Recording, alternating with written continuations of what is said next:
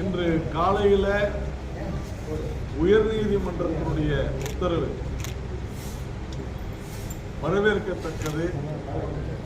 திராவிட முன்னேற்ற கழகத்தினுடைய திராவிட மாடல் ஆட்சி என்பது எப்படி இருந்திருக்கிறது, எப்படி இருக்கிறது என்பதற்கு ஒரு மிக சிறந்த சூட்டை கொடுத்திருக்கிறது உயர்நீதிமன்றம். இது சாட்டையடியா சவுக்கடியா என்று அரசு அல்லது திமுக தான் சொல்லணும். ஏனென்றால் முன்னாள் பள்ளிக்கல்வித்துறை அமைச்சரும் இன்றைய நிதியமைச்சருமான தங்கம் தென்னரசு அவர்களையும், முன்னாள் பிற்படுத்தப்பட்டோர் நலத்துறை அமைச்சரான முன்னாள் அமைச்சரான திரு KKSSR அவர்களையும் மீண்டும் விசாரணைக்கு உத்தரவிட்டு அவர்கள் தினந்தோறும் அந்த வழக்கை நடத்த வேண்டும், அவர்கள் நேரில் ஆஜராக வேண்டும் என்று நீதியரசர் ஆனந்த் வெங்கடேஷ் அவர்கள் இன்று காலை 1 மணி நேரத்திற்கு முன்னால உத்தரவை பிறப்பித்திருப்பது என்பது தமிழ்நாட்டில் நீதி நிலைநாட்டப்படுகிறது என்பதை உணர்த்துகிறது.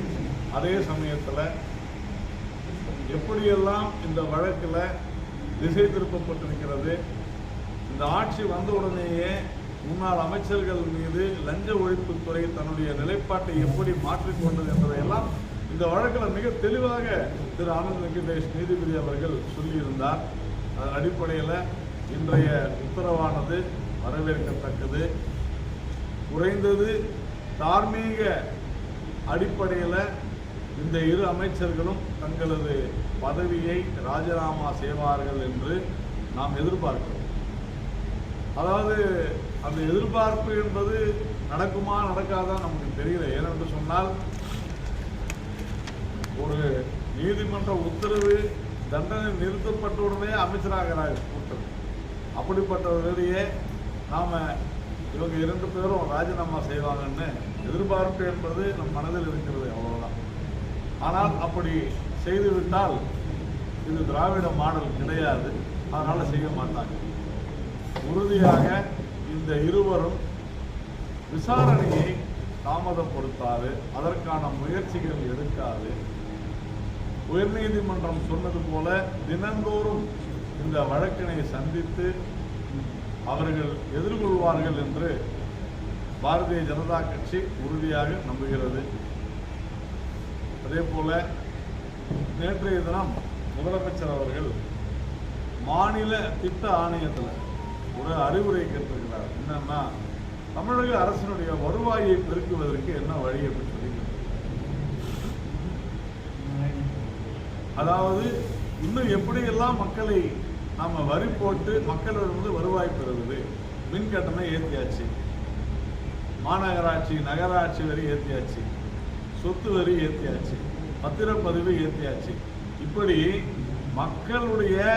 மக்கள் மீது வரியை அழுத்தி அழுத்தி அழுத்தி அழுத்தி விலைவாசியை உயர்த்தி இன்னைக்கு இந்த அளவிற்கு அவர்கள் சொன்ன எதையுமே செய்வது. டீசல் விலையை குறைக்கிறோம், நாங்கள் குறைக்கிறோம். கேஸுக்கு 100 ரூபாய் மானியம் கொடுக்குறோம், நாங்கள் கொடுக்கல. ஆனால் இன்னும் மேலும் மேலும் எங்களுக்கு எப்படி வருவாய் வர வேண்டும் அப்படின்னு திட்டம் போடுங்க அப்படின்றார். ஒருவேளை இன்னும் மது ஆலைகளை திறப்பதற்கு எதனா அனுமதி கொடுப்பாங்களான்னு தெரியல. ஏனென்றால் தமிழக அரசை பொறுத்தவரையில், திராவிட மாடல் அரசை பொறுத்தவரையில் ஒன்று மக்கள் மீது வரியை சுமத்தணும், அப்படி இல்லைன்னு சொன்னால் டாஸ்மாக் வியாபாரத்தை அதிகரிக்கும். இது 2 விட்டு அவங்களுக்கு வேற ஒன்றும் தெரியாததுனால நமக்கு வரக்கூடிய தொழிற்சாலைகள் வேறு மாநிலத்திற்கு சென்று விடுகின்றன. ஆனால் இன்று அறிவுரை கேட்கிறார். இந்த அறிவுரையெல்லாம் கேட்க வேண்டிய அவசியமே இல்லை. ஏனென்று சொன்னால் லஞ்சம் ஊழலை குறைத்தாலே போதும், செலவினங்கள் குறைந்துவிடும். ரோடு போடும் பொழுது 30% 40% வாங்காத ரோடு போட்டால் முறையாக எவ்வளவு செலவாகிறதோ அவ்வளவு கொடுத்தாலே போதும். ஆனால் அதை செய்கிறார்களா என்றால் கிடையாது. அதே மாதிரி பல திட்டங்கள் தாமதமாகின்றன. அந்த தாமதமாவதனால் ஏற்படக்கூடிய செலவு, உதாரணத்திற்கு பார்த்தோமானால் மின் திட்டங்கள்ல 3 திட்டங்கள். ஒன்று குந்தா நீரேற்று மின் நிலையம், உடன்குடி அனல் மின் நிலையம், அதே மாதிரி வடசென்னை அலகு 3 திட்டம். இந்த 3 திட்டங்களும் பார்த்தீங்கன்னா எப்பொழுதும் 2-3 வருடங்களுக்கு முன்னாலே முடிந்திருக்க வேண்டிய திட்டம்.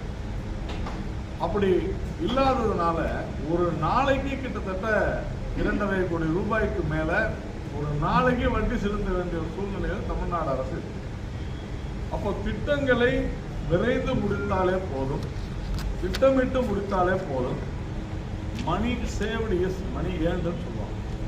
சேமிப்பதன் மூலம் மட்டுமே நாம் வருவாய் பெருக்கிக் கொள்ள முடியும் என்கிற அடிப்படையில் லஞ்சம் ஊழலை குறைப்பது, திட்டமிட்ட ரீதியில் நம்முடைய பணிகளை முடிப்பது, திட்டங்களுடைய பணியை முடிப்பது, இது செஞ்சாலே போதும்.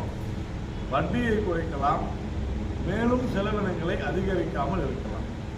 ஆனால் அதை விடுத்து மறைமுகமாக வரியை மக்கள் மீது சுமத்தி தொடர்ந்து ஒரு மக்கள் மீதான சுமைகளை ஏற்றிக்கொண்டே செல்கிறது இந்த அரசு. தொழில் முன்னேற்றத்திற்கு முதலீடுகளை ஈர்ப்பதற்கு இந்த அரசால் முடியவில்லை. இதோட பல முதலீட்டாளர்கள் மாநாடெல்லாம் நடத்தி பார்த்துட்டாங்க. 4-5 துபாய்க்கு போனாரு, சிங்கப்பூர் போனாரு, இப்போ திடீர்னு அமெரிக்கா போறேன்றாரு. சென்னையில் முதலீட்டாளர் மாநாடுன்னு சொன்னாங்க, ஸ்பெயினுக்கு போனாங்க. ஆனால் என்ன நீங்க என்ன கேட்டீங்களோ, நீங்க என்ன சொன்னீங்களோ அது வந்துச்சாங்கன்னா இல்லை. அப்படி ஒரு திட்டமிட முடியாத, எதையும் செயல்படுத்த முடியாத செயலற்ற அரசாகத்தான் தமிழ்நாடு இருக்கிறது. ஆக்கப்பூர்வமான எந்த செயல்களும் இந்த அரசாங்கம் செய்வதில்லை. மாறாக அழிவு பாதையை நோக்கி சென்று கொண்டிருக்கிறது. சட்ட ஒழுங்கு சீர்கேடு மிக மோசமாக தமிழ்நாட்டில் இருக்கிறது நாம் பார்க்கிறோம். தினந்தோறும் பல படுகொலைகள். இன்னைக்கு கூட அஸ்வத்தாமன் என்கிற காங்கிரசுடைய நிர்வாகியை கைது செய்திருக்கிறார்கள். ஆம்ஸ்ட்ராங் கொலை வழக்கு. இவ்வளவு நாள் அது.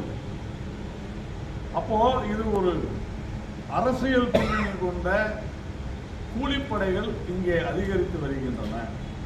அரசியல் அழுத்தங்கள் அதிகமாக இருக்கின்றன. சட்ட ஒழுங்கு சீர்கேட்டுக்கு காரணம் அரசியல் ஆளுங்கட்சியினுடைய, ஆளும் கட்சி கூட்டணியினுடைய அரசியல் அழுத்தம்தான்.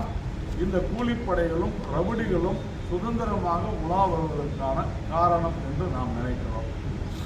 இதில் மிக குறிப்பாக தமிழ்நாட்டில் ஒரு அச்சமின்மை, ஒரு காவல்துறை என்றால் அச்சமின்மை வந்திருக்கிறது. சிறு பயம் கூட யாருக்குமே இல்லை. காவல்துறையினரால் முன்னெச்சரிக்கை நடவடிக்கையாக ரவுடிகளை, கூலிப்படைகளை அடையாளம் கண்டு அவர்களை கைது செய்ய முடியாத ஒரு சூழ்நிலை இருக்கிறது. காவல்துறையினுடைய வேலையை குற்றங்கள் நடக்காது தடுக்க வேண்டியதுதான். ஆனால் நடந்த பிறகு குற்றங்களை நாங்கள் கண்டுபிடிக்கிறோம் என்று சொல்வது உண்மையிலேயே வெட்கக்கேடான விஷயம். தடுக்க முடியாத காவல்துறைக்கு, அந்த துறைக்கு பொறுப்பானவர் நம்முடைய மாநில முதலமைச்சர் திரு மு.க. ஸ்டாலின் அவர். தொடர்ந்து ஐபிஎஸ் அதிகாரிகளையும் ஐஏஎஸ் அதிகாரிகளையும் மாற்றிக்கொண்டே இருப்பதனால எந்த விதமான பயனும் நிகழப் போவதில்லை. மாறாக அதே போல பல துறைகளில் ஊழல். இன்னைக்கு நம்ம பார்த்தோம், பல்கலைக்கழகங்களில் பல கல்லூரிகளில் ஒரே ஆசிரியர் பல கல்லூரிகள். இது எப்பேற்பட்ட ஒரு மிக மோசமான விஷயம். அப்புறம் எப்படி கல்வி இங்கே வரும்? அப்புறம் எப்படி கல்வி, மாணவர்கள் எப்படி கல்வி கற்பார்கள்? ஒரு மாணவர்களிடையே உரையாற்றும் பொழுது ஒரு அமைச்சர் பேராசிரியர்களை வாயா போயான்னு ஒருமையில பேசுகிறார். பொன்முடி அவர்கள் மாணவர்களிடையே உரையாற்றும் பொழுது யூனிட்டரி ஸ்டேட்னா என்னன்னு தெரியுமா அப்படின்னு கேட்குறாரு. தெரியல. இது கூட உங்களுக்கு தெரியலையா? சரி, உங்க வாத்தியாருக்கு தெரியல. வாத்தியார் பார்த்து என்னையா யூனிட்டரி ஸ்டேட்னா என்ன தெரியுமா? தெரியாது. உடனே இவர் சொல்றாரு, இங்கிலாந்து தான் யூனிட்டரி ஸ்டேட். அதுவே தவறு. அவருக்கே தெரியாத ஒரு விஷயத்த மற்றவங்களுக்கு தெரியாதுன்னு சொல்லிட்டு ஒருமையில பேசுறாரு. யூகேன்றது தான் United kingdom United state. England United kingdom கீழே வரும். இப்படி தனக்குத்தான் எல்லாம் தெரியும் என்பது போல பொன்முடி அவர்கள் நடந்து கொள்கிறார். அந்த துறையில் நடக்கக்கூடிய ஊழல் மிக மிக மிக பெரிய ஊழல். இப்படி செய்கிற ஊழலை மறைப்பதற்காக, சட்ட ஒழுங்கு சீர்குலைவை மறைப்பதற்காக எதை எல்லாமே பேசிக் கொண்டிருக்கிறார்கள். குறிப்பாக போக்குவரத்து துறை அமைச்சர் சிவசங்கரன் அவர்கள் ராமர் 3000 வருஷத்துக்கு முன்னால் அந்த ராமர் கற்பனை, அது உண்மை அல்ல. ஆனால் ராஜேந்திர சோழனுடைய கல்வெட்டுகள் தான் உண்மைனா, ராஜேந்திர சோழ கல்வெட்டு எல்லாமே இந்து மதம் குறித்தும் கடவுள்கள் குறித்தும் கோவில்கள் கெட்டதுனால்தான் சோழ வம்சமே அந்த சோழ பேரரசு என்று சொல்வதே கோவில்களுடைய அந்த பரிணாமத்தினால்தான் அமைச்சருக்கு புரியாது போய்விடும். அதே போல இப்போ இதுல நம்ம சென்னையில ஒரு கார் பந்தயம் நடத்த போறோம். நாம எந்த விளையாட்டுக்கும் எதிராக இல்லை. ஆனால் செஸ் ஒலிம்பியாடை கொண்டு போய் ஈசிஆர்ல வைக்கிறாங்க மகாபலிபுரம். அதை சென்னையில் நடத்தியிருக்கலாம் ஒரு ஹாலுக்குள்ள இன்டோர். ஆனால் அவுட்டோரை கொண்டு போய் சென்னையில் நடத்துவது என்பது உண்மையிலேயே ஒரு கேலி கூத்தாகத்தான் இருக்கிறது. இதனால வட சென்னையில் இருக்கக்கூடிய மக்கள் ஒரு வாரம் பரிதவித்து போவார்கள். ரயில் நிலையங்கள், விமான நிலையம், மருத்துவமனைகள், தலைமை செயலகம் போன்ற எல்லா இதுவுமே கட்டாயம். அதனால்தான் நாம் அதை கூடாது என்று சொல்லிக் அதே போல வங்காளதேசத்தில் நடந்து கொண்டிருக்கிற அந்த நிகழ்வானது உண்மையிலேயே வருந்தத்தக்கதாக இருக்கிறது. அங்கே நம்முடைய இந்தியர்கள், குறிப்பாக இந்துக்கள் அதிக அளவில் தாக்கப்படுகிறார்கள். இந்திய அரசாங்கம் கூர்ந்து கவனித்துக் கொண்டிருக்கிறது என்று நேற்று நம்முடைய வெளியுறவுத்துறை அமைச்சர் திரு ஜெய்சங்கர் அவர்கள் சொல்லியிருக்கிறார். இது எல்லாமே வரக்கூடிய காலங்களில் காங்கிரஸ், திமுக போன்ற இதெல்லாம் வங்காளதேசம் வளர்ந்து கொண்டிருக்கிறது என்று சொன்னவர்களெல்லாம் இன்றைக்கு என்ன வாய் மூடி மௌனமாக இருக்கிறார்கள். இதையெல்லாம் நம்ம பார்த்து கொண்டிருக்கிறோம். இங்க நம்முடைய எல்லை மாவட்டங்களில் மற்ற மாநிலங்களிலிருந்து மருத்துவ கழிவுகளும் மற்ற கழிவுகளும் இங்கே கொண்டு கொட்டுறாங்க அப்படின்னு சொல்லிக்கிட்டு இருந்தோம். ஆனால் வேலூரை பார்த்தீங்கன்னா இங்கே பாலாறு ஒரு குப்பை தொட்டி ஆகிடுது. பாலாறில் கொண்டு போய் அவ்வளவு கழிவுகளை கொண்டு போய் கொட்டுறாங்க. இதை இங்கே இருக்கக்கூடிய உள்ளாட்சி நிர்வாகம் வேடிக்கை பார்த்து கொண்டிருக்கிறது என்று சொன்னால் கொஞ்சம் கூட பொறுப்புணர்வு இல்லாத ஒரு உள்ளாட்சியாகத்தான் நாம் பார்க்கிறோம். பாலாறில் இது போன்ற அசுத்தம் செய்வதை, பாலாறு குப்பை தொட்டியாக மாறுவதை பாரதிய ஜனதா கட்சி வன்மையாக கண்டிக்கிறது. அதே போல இது பாதாள சாக்கடை திட்டம் இல்லையா, பாதாள சாக்கடை திட்டம் அதை செய்கிறேன் என்று சொல்லி நான் முதல்ல சொன்னது போல எந்த ஒரு திட்டத்தையும் விரைந்து முடிப்பது. சாலைகள் அவ்வளவு மோசமாக இருக்கிறது. எதையுமே திட்டமிட்டு செய்வதில்லை. அவர்கள் திட்டமிடுவதெல்லாம் ஒரு திட்டத்தில் எப்படி பணம் சம்பாதிக்கலாம், இதுதான் திராவிட மாடல் ஆட்சியாக இருக்கிறது. நேற்றைய தினம் நம்முடைய ராமசுப்ரமணியம் என்கிற ஒரு நீதியரசர் தமிழக அரசுக்கு கடும் எச்சரிக்கை ஒன்றை விடுத்தார். ஆட்சி அதிகாரம் இருக்கிறது என்பதற்காக அதை துஷ்பிரயோகம் செய்யக்கூடாது என்று சொல்லி கருத்து சுதந்திரத்துக்கு எதிராக இந்த அரசு செயல்படுகிறது அப்படின்னு சொல்லியிருக்காங்க. அவர் சொல்லாமல் விட்டது ஒண்ணுதான். நாங்கள் சொல்லலாம், இது ஒரு பாசிச அரசு என்று மிக தெளிவாக நாம் சொல்கிறோம். சவுக்கு சங்கர் என்கிற ஒரு யூடியூபருடைய குண்டர் சட்டத்தில் அழைத்ததை கண்டித்து அவர் தெளிவாக சொல்லியிருக்கிறார். இந்த அரசாங்கம் சமூக விரோதிகள் மீது நடவடிக்கை எடுக்க வேண்டுமே தவிர சமூக விரோதிகளுக்கு எதிராக பேசுபவர்களின் மீது நடவடிக்கை எடுக்கிறது என்று. வடசென்னையை சேர்ந்த எங்களுடைய மாவட்ட தலைவரை கைது செய்திருக்கிறார்கள், முதலமைச்சரை விமர்சனம் செய்ததற்காக. ஆனால் பிரதமரை தரக்குறைவாக பேசிய மக்களவை உறுப்பினர் தயாநிதி மாறனை இதுவரையிலும் கைது செய்யாதது ஏன்? முதலமைச்சர் அதை செய்திருக்க வேண்டும். திமுக தலைவராக அவர் எல்லோருக்குமான முதலமைச்சர், ஒரு பிரதமரை தரக்குறைவாக பேசிய தயாநிதி மாறனை உடனடியாக கைது செய்ய வேண்டும் என்று முதலமைச்சர் உத்தரவிட்டிருக்க வேண்டும். கிட்டத்தட்ட ஒரு வாரம் ஆயிடுச்சு, இன்னும் செய்யல. ஆனால் பாரதிய ஜனதா கட்சியினரை சமூக வலைதளங்களில் பதிவிடுபவர்களை, விமர்சனம் செய்தவர்களை இந்த பாசிச திமுக அரசு எப்படியெல்லாம் மாற்றி வைக்கிறது என்பதற்கு உதாரணம் தான் நேற்றைய சென்னை உயர்நீதிமன்ற நீதிபதியினுடைய ஆழமான கருத்து. அவர் கூறியிருப்பதை கிட்டத்தட்ட அவர் சொல்லியிருப்பதையெல்லாம் நாம் படித்து பார்த்தோம் என்றால், இந்த அரசு தொடர்ந்த வழக்கை இந்நேரம் வாபஸ் பெற்றிருக்க வேண்டும். ஆனால் அப்படி செய்யாமல் ஒரு சர்வாதிகார அரசாக திராவிட முன்னேற்ற கழகம் இன்று நடந்து கொண்டிருக்கிறது. இது மாற வேண்டும். இல்லை என்றால் நீதிமன்றங்கள் தலையிடும். இனியும் நீதிமன்றங்கள் சும்மா இருக்காது. நேற்றைய தினம் அந்த குண்டர் சட்டத்தில் சவுக்கு சங்கரை எப்படி கைது செய்தீர்கள் என்று சொல்லி காட்டமாக அவர் சொல்லியிருக்கிற கருத்துக்கள் தமிழக அரசுக்கு உண்மையிலேயே பின்னடைவை ஏற்படுத்தக்கூடிய விஷயங்கள். அதனால இனிமேலாவது தமிழக அரசு ஆக்கப்பூர்வமான விஷயங்களை, ரவுடிகளை,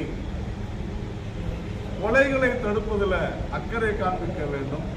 இது போன்று முதல்வரை விமர்சிப்பவர்கள் பின்னாடி சென்று கொண்டிருப்பதால் இது நியாயமானதாக இருக்காது. நான் சொல்ல வேண்டும். சார், மத்திய அரசு தமிழகத்தை புறக்கணிக்கிறதுன்னு சொல்லி எல்லா அமைச்சர்களும் முதல்வர் உட்பட குற்றச்சாட்டு சொல்றாங்க. சார், அவங்க என்ன சொல்றாங்கன்னா எங்களுக்கு ஒன்றும் இல்லை, எங்களுக்கு ஒன்றும் இல்லைன்றாங்க. அவங்களுக்கு ஒன்றுமே இருக்காது சார். ஏன்னா மத்திய அரசனுடைய திட்டங்கள் எல்லாமே மிக மிக வெளிப்படையானவை. அதில் ஊழல் செய்ய முடியாது. அதனால தான் எங்களுக்கு ஒன்றும் இல்லை, எங்களுக்கு ஒன்றும் இல்லைன்னு.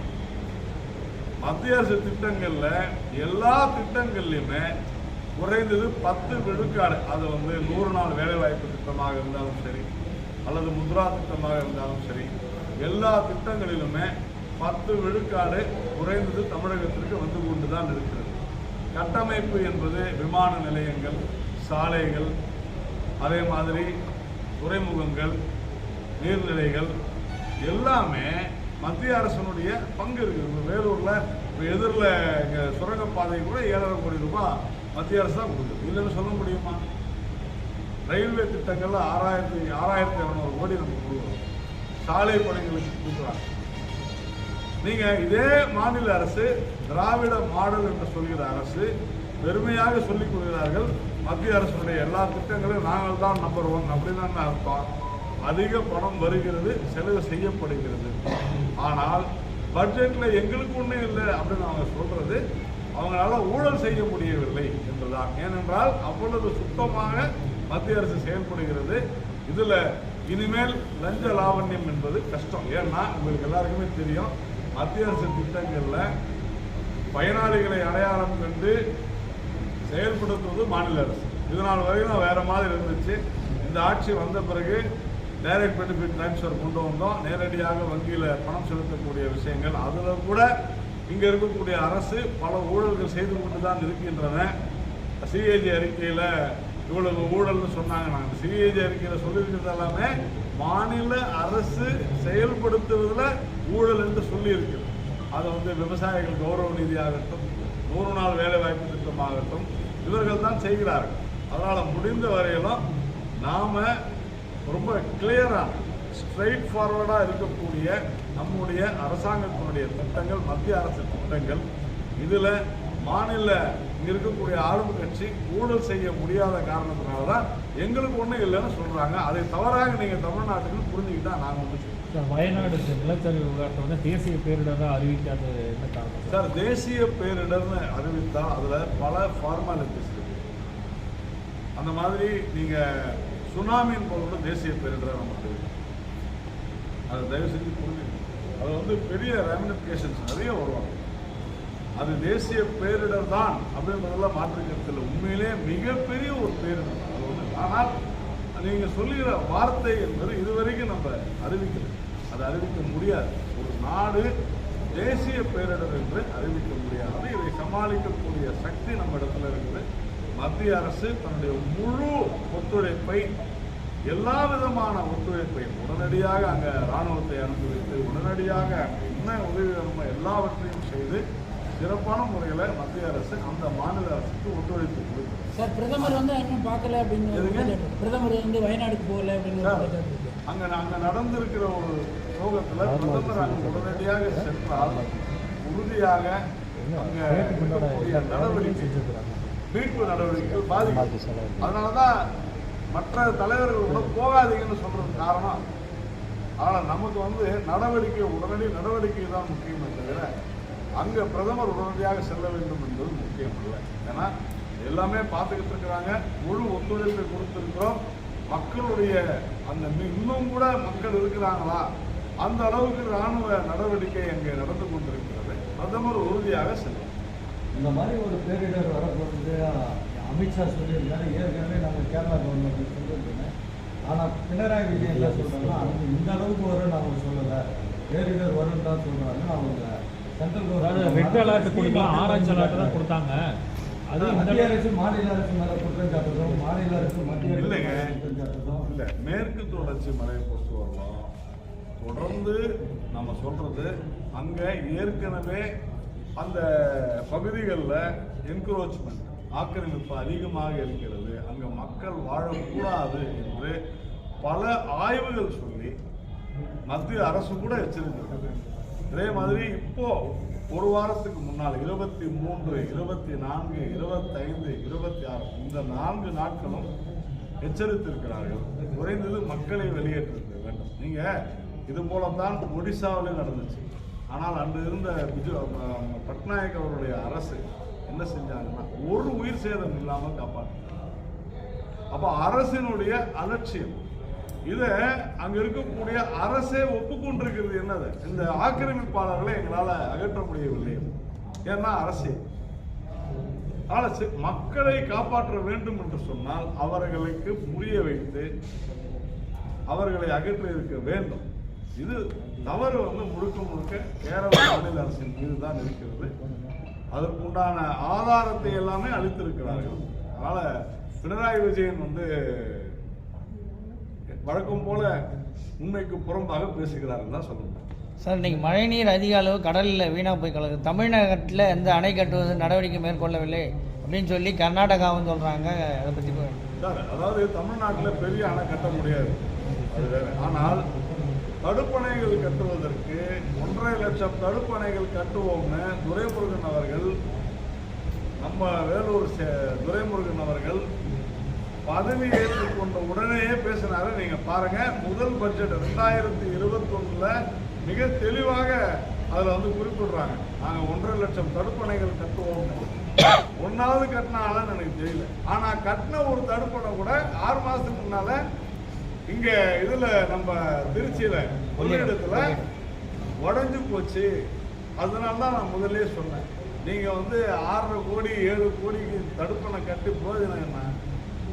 லஞ்சம் ஊழலை கட்டுப்படுத்த முடியல. 3 கோடியில கட்டிட்டு 6 கோடி கணக்கு காமிக்கிறாங்க. இதெல்லாம் தான் பிரச்சனை.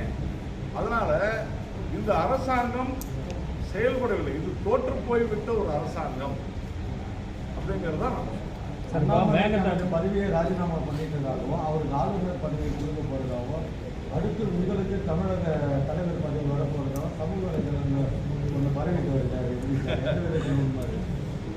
2026 தேர்தலில் தேசிய ஜனநாயக கூட்டணியில் திரு அண்ணாமலை அவர்கள் தலைமையில் பாரதிய ஜனதா கட்சி ஆட்சி அமைக்கும். இதான பதில். அதே போல ஆம்ஸ்டார் கூட ரவுடிகளை பற்றி சொன்னீங்க. இன்னைக்கு பல ரவுடிகள் வந்து பாஜக நோக்கி தான் பஞ்சம் அடைந்திருக்குதா பரவலாக ஒரு குற்றச்சாட்டு இருக்கு. நீங்க பாருங்களேன், முதல்ல அண்ணாமலை அவர்களை சமூக வலைதளத்துக்கு சொல்றாங்க அப்படின்னீங்க, அடுத்தது ஒரு குற்றச்சாட்டு இப்படி இருக்குதுன்றீங்க. எல்லாமே திரு அண்ணாமலை அவர்களை சுற்றியும் தமிழ்நாட்டில் அரசியல் கட்சின்னா பாஜகவை சுற்றியும் வருது. பாஜக வளர்ந்து கொண்டிருக்கிறது என்பதற்கான என்னை பொறுத்தவரையில் ஒரு விஷயங்க, இந்த ரவுடி எலிமெண்ட்ஸ் சமூக விரோதிகள் உறுதியாக அரசியல்வாதிகளுடைய பின்னணியில் தான் செயல்படுறாங்கன்றதுல எனக்கு மாற்று. அது எந்த கட்சியாக இருந்தாலும் சரி, திமுகவாக இருந்தாலும் சரி, பாஜகவாக இருந்தாலும் சரி, காங்கிரஸாக இருந்தாலும் சரி, அதிமுக சமூக விரோதிகளை ஆதரிக்க கூடாது, சமூக விரோதிகளை கட்சியில பொறுப்பளிக்க கூடாது, அவர்களை ஊக்குவிக்க கூடாது என்பதில் பாஜக உறுதியாக இருக்கு. அது எந்த கட்சியா இருந்தாலும் தவறு தான். சேர்ந்திருக்கலாம். நான் அப்படிலாம் இல்லை, 100% ரவுடிகளே இல்லைன்னா நான் சொல்ல வந்திருக்கலாம். ஏன்னா பல பேர் திரிந்து கூட வாழலாம், நமக்கு தெரியாது.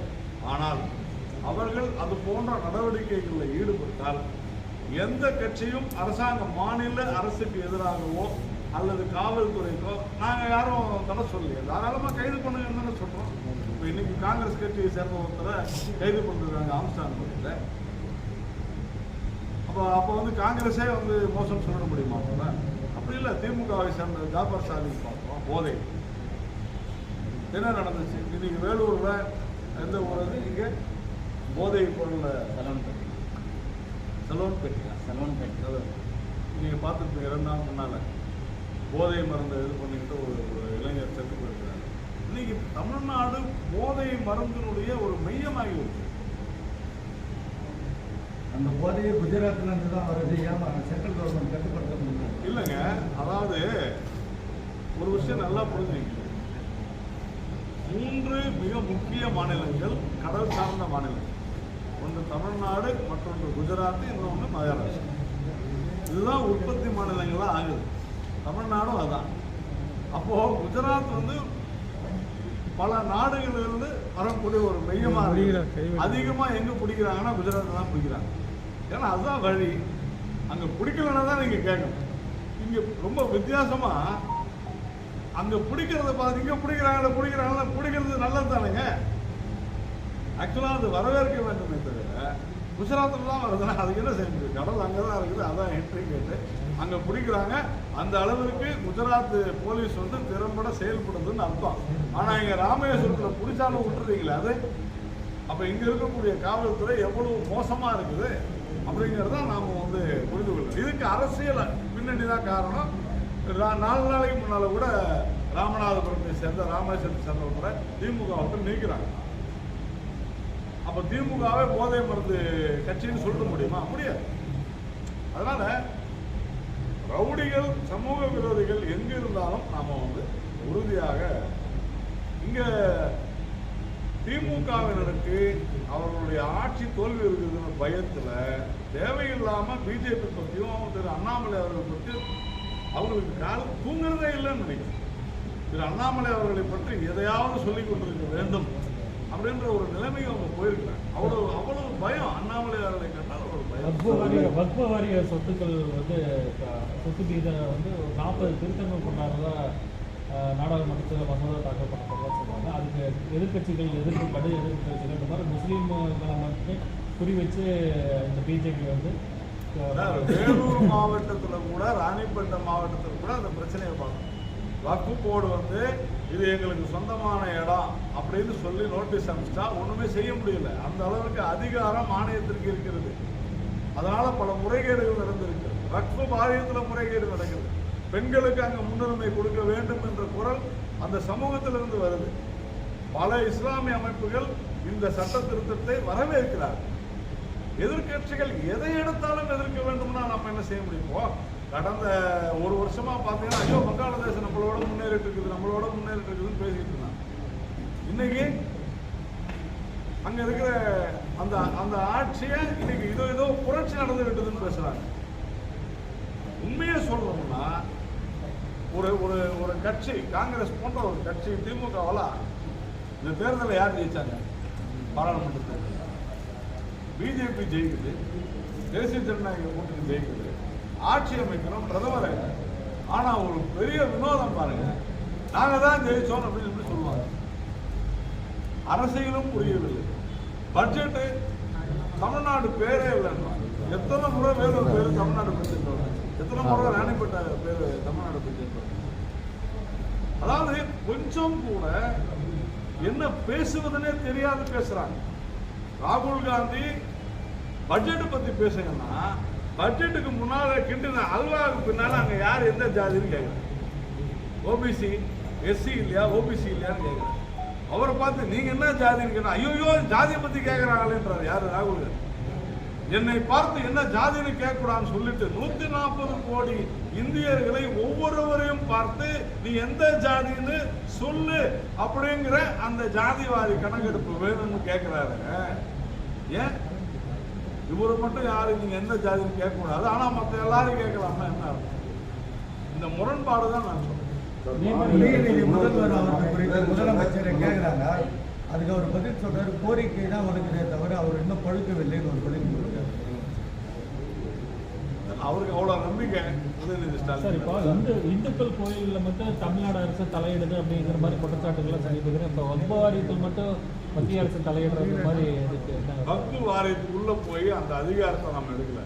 இந்து அறநிலையத்துறை என்ன செய்யுதுன்னா கோவில்களில் இருக்கக்கூடிய அதிகாரத்தை சட்டவிரோதமாக எடுத்துக்கொண்டிருக்கிறது.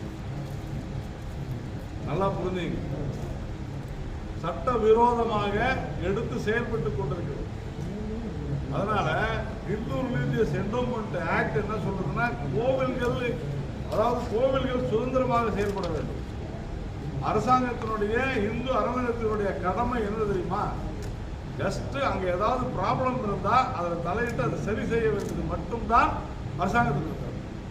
எடுத்த உடனே போய் உண்டியை பூட்டி நாங்கள் சாவியை கையில் வச்சுக்கிறது அரசாங்கம் இருக்கிறது. கும்பாபிஷேகம் பண்றது அரசாங்கம் கிடையாது. 5 பைசா அரசாங்கம் கொடுக்கறது இல்லை. இப்போ மாறாக கோவில்களிலிருந்து தான் அரசாங்கத்திற்கு பணம் செல்கிறது தவிர அரசாங்கத்திலிருந்து கோவில்களுக்கு பணம் செல்கிறது. சட்ட விரோதமாக செயல்பட்டு கொண்டிருக்கிறது. பல முறை நீதிமன்றங்களே சொல்லிவிட்டது உங்களுக்கு இதுக்கு சம்மதம் இல்லை. ஆனா இங்க அப்படி இல்லை. இங்க சில முறைகேடுகள் வக்ஃபு வாரியத்தில் நடக்குது அப்படிங்கிற அடிப்படையில் நீதிமன்றங்களே அது சொல்லியிருக்கு. நீங்க எப்படி இந்த மாதிரி நீங்க ஒரு இந்த இந்த லேண்டு வக்ஃபு வாரியத்துக்கு சொந்தமானதுன்னு ஒரு கடிதம் எழுதிட்டா அந்த லேண்டை ஒண்ணுமே செய்ய முடியாது. அந்த அளவுக்கு அதிகாரம் கொடுத்து வச்சிருக்கிறாங்க. யாரா இருந்தா என்ன, நீங்க எல்லாத்துக்கும் முஸ்லீம் கார்டு, எல்லாத்துக்கும் மைனாரிட்டி கார்டு, அது தவறான சார். மாநில அரசின் பருப்பு கொண்டு ரேஷன் கடைக்கான பருப்பு கொண்டு 300 கோடி ரூபாய்க்கான ஊழல் நடந்திருக்கிறது அரசாங்கம் மட்டும் தான் இருக்குது. இதுக்கு மறுப்பு தெரிவித்து சட்டப்படி பதில் சொல்றாங்க. ஆனா ஒண்ணுமே நடக்கல அப்படின்னு மாதிரி பூச்சி முடிக்கிறாங்க. சார், ஊழல் நடக்கலன்னு சொன்னாதான் சார் ஆச்சரியம். நீங்க பருப்பு கொள்முதல நீங்க பருப்பை கொடுக்க மாட்டேங்கிறாங்கன்னு கம்ப்ளைண்ட் ரேஷன் கடைகள்ல பருப்பே அவங்க வாங்கல. ஏன் வாங்கல? நீங்க உங்க மேல பிரச்சனை இருந்தா நீங்க மக்களுக்கு கொடுக்கணும், வாங்க வேண்டியது தானே. இப்ப திருப்பி 2 மாசமா கொடுத்துட்டு இருக்கிறதா சொல்றாங்க. அப்போ ஒரு நிலையான கொள்கையும் இல்லை, நிலையான கொள்முதலும் இல்லை. அரிசி கொடுப்பது பூரா மத்திய அரசு. ஆனா ஏதோ இந்த அரசாங்கமே கொடுக்குற மாதிரி கதை சொல்லிட்டு இருக்காங்க. எல்லா இடத்துலையுமே ஊழல் தானே சார். மின்துறையில ஊழல் இல்லையா? எந்த இடத்துல ஊழல் இல்லை? எல்லா கல்வித்துறையில ஊழல் இல்லை. இப்பதான் சொன்னேன், பல்கலைக்கழகங்கள்ல இந்த மாதிரி நடக்குது. நீங்க ஒரு நேற்றைய தினம் பார்த்தேன், நம்முடைய கல்வித்துறை அமைச்சர் பள்ளி கல்வித்துறை அமைச்சர் அன்பில் மகேஷ் தென்காசியில ஒரு ஸ்கூல்ல போய் பசங்களுக்கு அறிவுரை சொல்றாங்க, எப்படி படிக்கணும் என்ன ஏது. அவங்க அங்க இருக்கிற பசங்களுக்கு ஆங்கிலம் படிக்க தெரியல, இல்ல தப்பா பேசுற, தப்பா பண்ற அப்படின்றார். பாடம் சொல்லி கொடுக்க வேண்டியது யாரு? ஆசிரியர். அப்ப அந்த ஆசிரியர் சரியாக சொல்லி, எந்த குழந்தையும் நல்ல குழந்தையை தான் மண்ணில் பிறக்கையிலே. அப்போ அந்த ஆசிரியர்கள் சரியாக சொல்லிக் கொடுக்கவில்லை என்பதைத்தான் திரு அன்பில் மகேஷ் அவர்கள் அந்த பள்ளியில் சென்ற போது நடந்த விஷயம் சொல்கிறது. அப்ப அந்த ஆசிரியர் ஏன் சரியாக சொல்லிக் கொடுக்கவில்லைன்னு சொன்னா, அந்த ஆசிரியரை, சரியான ஆசிரியரை நீங்கள் தேர்வு செய்யாத காரணம். லஞ்சம் வாங்கிக்கிட்டு காசு கொடுத்து வேலைக்கு வரவங்கள்ட்ட நீங்க வேற என்ன பண்ண. இதை சரி செய்ய வேண்டும். நீங்கள் அறிவுரை கூற வேண்டியது ஆசிரியர்கள். ஒழுங்காக பாடம் நடத்த வேண்டும் என்று பள்ளி கல்வித்துறைக்கு நீங்கள் பாடம் எடுக்க வேண்டும். அவருடைய முயற்சியை நான் பாராட்டுகிறேன், வாழ்த்துகிறேன், அது வேற. ஆனா பசங்களுக்கு சொல்லிக் கொடுத்து ஆசிரியருக்கும் அந்த துறை அதிகாரிகளுக்கும் முறையா ஒழுங்கா முறைகேடு இல்லாம சீரா நடக்கும். 2026 2026 பதில் சொல்லுங்க.